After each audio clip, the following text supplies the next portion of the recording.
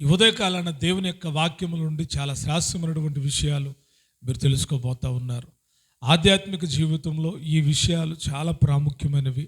ప్రతి ఒక్క హృదయంలో భద్రం చేసుకోవాల్సినటువంటి విషయాలు అయి ఉన్నాయి. దేవుడు మానవునికి చాలా వాటిని ఇచ్చాడు. కనిపిస్తున్నటువంటి సూర్యుడు, చంద్రుడు, నక్షత్రాలు, గాలి, నీరు ఇవన్నీ దేవుడు ఇచ్చినవే. అయితే దేవుడు ఇవి కాకుండా మనిషికి ఏమిచ్చాడు? ఎప్పుడైనా మీరు గ్రహించారా? నా జీవితానికి దేవుడు ఏమిచ్చాడు, నాకు దేవుడు ఏమిచ్చాడని. కొందరు బిడ్డలు తండ్రి విషయంలో ఇలాగా అంటున్నారు, మా నాన్న మాకు ఇది ఇచ్చాడండి, మా నాన్న ఇది మాకు సంపాదించి పెట్టాడు, మా తండ్రి ఇది ఇచ్చాడు, మా తల్లి ఇది ఇచ్చింది అని చెప్పుకుంటా ఉన్న తల్లిదండ్రుల గురించి. ఎందుకంటే తల్లిదండ్రులు ఎప్పుడూ కూడా ఉచితంగానే బిడ్డలకి ఇస్తారు. ఏమన్నా మూల్యం చెల్లించాలా? ఆహారం పెట్టాలి, డబ్బులు కడితేనే ఆహారం అంటారా తల్లిదండ్రులు? అనరు. డబ్బులుంటేనే నీకు ఇది చేస్తాము, డబ్బులుంటేనే అన్నం పెడతాము, డబ్బులుంటేనే నీళ్ళు ఇస్తాము, నువ్వు డబ్బులుంటేనే ఇంట్లో ఉండు, లేకపోతే వెళ్ళిపో, నీ దగ్గర డబ్బులు లేవు కాబట్టి నువ్వు ఉండడానికి వీల్లేదు అని తల్లిదండ్రులు ఎప్పుడు అనరు.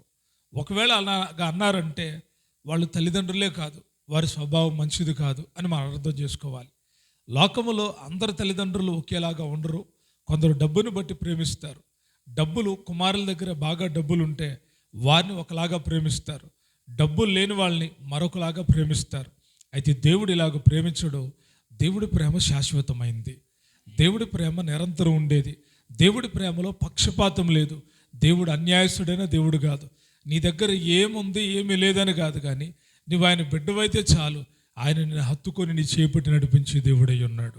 కాబట్టి దేవుడు నీ కొరకు, నా కొరకు, మన కొరకు ఈ భూలోకమంతన్ని సృష్టించగలిగితే మన రక్షణార్థ నిమిత్తమై మనం పరలోకానికి చేరడం కోసం దేవుడు చాలా వాటిని మనకు ఉచితంగా అనుగ్రహించాడు.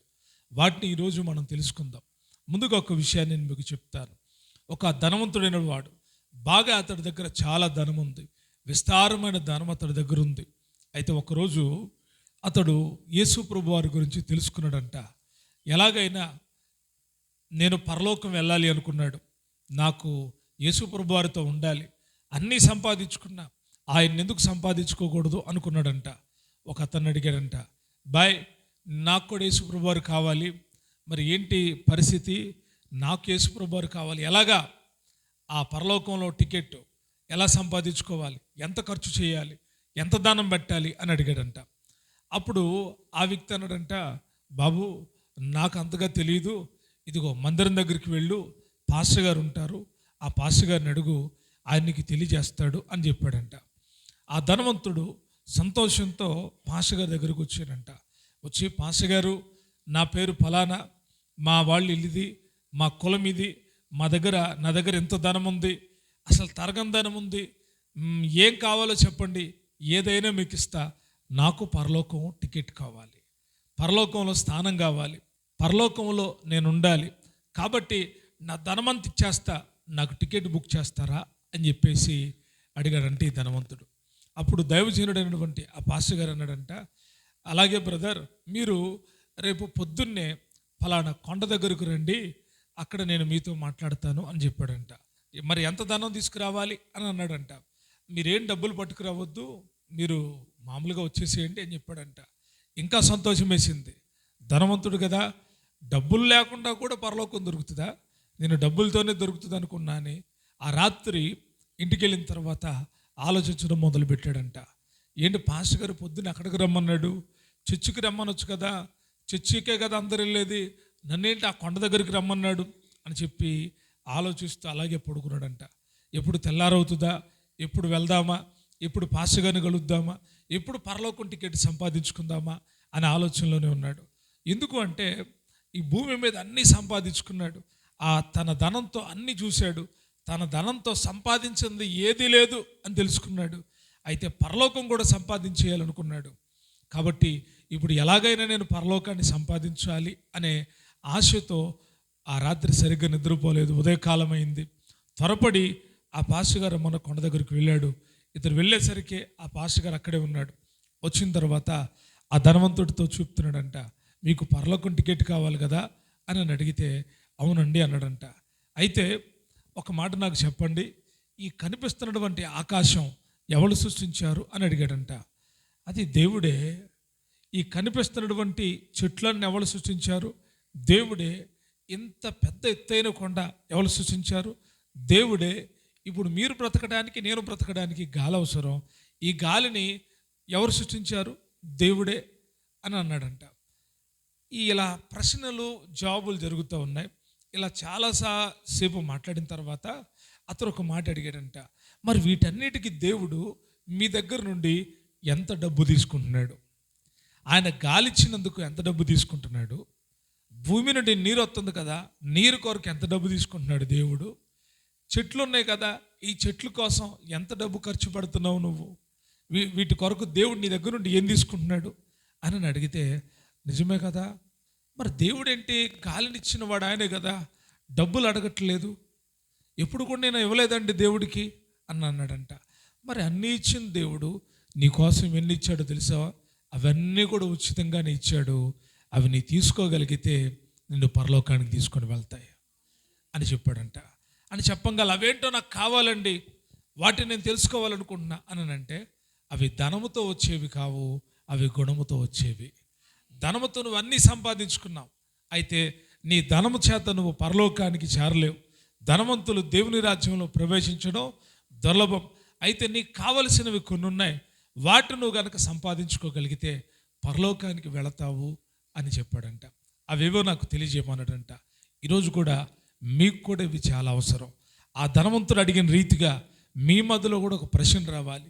దేవుడు అన్నీ ఇచ్చాడు ఉచితంగానే, ఇంకా నా కొరకు దేవుడు ఏమిచ్చాడు, నేను పరలోకానికి వెళ్ళడానికి దేవుడు నా కొరకు ఏమిచ్చాడు అని ఆలోచన చేయడం మొదలు పెడితే చాలా విషయాలు దేవుడు మనకు నేర్పిస్తాడు. ఆయన ఇచ్చిన వాటిలో మొట్టమొదటిది ఒకటి రక్షణ, పాపక్షమాపణ. ఏమిచ్చాడు? రక్షణ, పాపక్షమాపణ దేవుడు మనకు అనుగ్రహించాడు. చదువుతారా? ఎఫెసీయులకు రాసిన పత్రిక 2వ అధ్యాయం 8వ వచనం. మీరు విశ్వాసము ద్వారా కృపచేతనే రక్షింపబడి ఉన్నారు, ఇది మీ వలన కలిగినది కాదు, దేవుని వరమే. రక్షణ అనేటువంటిది దేవుడిచ్చిన గొప్ప వరం. రక్షణ అనేటువంటిది దేవుడు చూపిన కృప. రక్షణ యేసుక్రీస్తు ప్రభువారిలోనే ఉన్నది. ఆయన తన బిడ్డలందరికీ ఏమిచ్చాడో తెలుసా? నీకు, నాకు, మనందరికీ రక్షణ అనుగ్రహించాడు. ఎలాగ అనుగ్రహించాడు? నేను రక్షించబడడానికి ఏమి చెల్లించలేదు, నాకు రక్షణ కావాలి, నా పాపాలకు క్షమాపణ కావాలి. ఇవి రెండు కూడా యేసు ప్రభువారు ఉచితంగా మనకు అనుగ్రహించాడు. ఎలా అనుగ్రహించాడు అంటే, ఆయన శిలువ రక్తము ద్వారా, ఆయన నోటి మాట ద్వారా, ఆయన శిలువ యజ్ఞం ద్వారా, ఆయన చిందించిన రక్తము ద్వారా మన పాపాలకు క్షమాపణ, మన జీవితాలకు రక్షణ భాగ్యం దొరికింది. ఈరోజు కూడా చాలామందికి రక్షణ విలువ తెలియట్లేదు.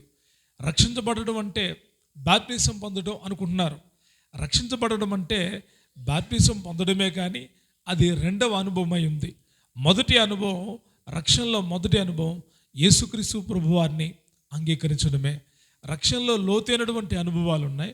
వాటిల్లో మొట్టమొదటిది యేసుక్రీస్తు ప్రభువారిని అంగీకరించడమే. ఎలాగ అంగీకరించడం? రోమీయులకు రాసిన పత్రిక 10వ అధ్యాయం 9వ వచనం. అదేమనగా, యేసు ప్రభువని నీ నోటితో ఒప్పుకొని దేవుడు మృతుల్లో నుండి ఆయనను లేపెనని నీ హృదయమందు విశ్వసించిన ఎడల నీవు రక్షింపబడుదువు. చాలు. ఏంటంట? రక్షణలో మొట్టమొదటి కార్యం ఏంటి అంటే, మనం చేయాల్సిన పని, రక్షణ పొందడానికి నేనేం చేయాలి అని శతాధిపతి అడుగుతున్నాడు. రక్షింపబడడానికి మేమేం చేయాలి? మీరేం చేశారు రక్షింపబడడానికి అంటే, కొందరు అంటారు, మేము 3 రోజులు ఉపవాసం ఉన్నామండి, మేము 40 రోజులు ఉపవాసం ఉన్నామండి, మేము అసలు పస్తున్నామండి అని చెప్తారు. కాదు, రక్షణ కలగాలి అంటే యేసు ప్రభు వారి ద్వారా ఉచితంగా రక్షణ కలుగుతుంది. ఏ రీతిగా కలుగుతుందంటే, యేసు ప్రభువని నీ నోటితో ఒప్పుకోవాలి. ఏం చేయాలి? యేసు ప్రభువని నీ నోటితో ఏం చేయాలి? ఒప్పుకోవాలి. యేసుక్రీస్తు ప్రభువాన్ని ప్రభువు అని మీరు ఒప్పుకోగలిగితే, దేవుడని మీరు ఒప్పుకోగలిగితే, ఆయన రక్షణ ఇచ్చేవాడని మీరు ఒప్పుకోగలిగితే, అంత మాత్రమే కాదు, రెండోది అంటాడు, ఒప్పుకొని దేవుడు మృతుల్లో నుండి ఆయనను లేపెనని నీ హృదయమందు విశ్వసించిన ఎడల నీవు రక్షింపబడతావు. ఆయన చనిపోవడం అనే విషయం తెలుసు, అయితే ఆ విషయాన్ని అందరూ నమ్ముతారు. యేసుక్రీస్తు ప్రభువు వారు చనిపోయాడని అంటే చాలామంది హిందువులే కానీ, ముస్లిమ్సే కానీ, ఇంకా ఇతర మతాల వాళ్ళే కానీ, ఎవరైనా కానీ యేసు ప్రభు వారి గురించి అడిగినప్పుడు ఆయన గురించి మొట్టమొదటి చెప్పే మాట, ఆయన సిలువలో ఏమైపోయాడు, చనిపోయాడండి అని చెప్తారు. అక్కడి వరకే చాలామందికి తెలుసు. కానీ నీకేం తెలియాలంటే సంపూర్ణ సువార్త ఏం చెప్తుంది అంటే, యేసుక్రీస్తు ప్రభు వారు ఈ లోకానికి వచ్చాడు. యేసుక్రీస్తు ప్రభు వారు ఈ లోకానికి వచ్చి మనందరి పాపముల నిమిత్తమై ఆయన గాయపరచబడి సిలువ వేయబడ్డాడు. అంత మాత్రమే కాదు, ఆయన తిరిగి లేపబడ్డాడు. ఆయన సమాధి చేయబడ్డాడు, మరలా తిరిగి ఏం చేయబడ్డాడు, లేపబడ్డాడు. ఆయన లేపబడకపోతే మనకు రక్షణ దొరికేది కాదు.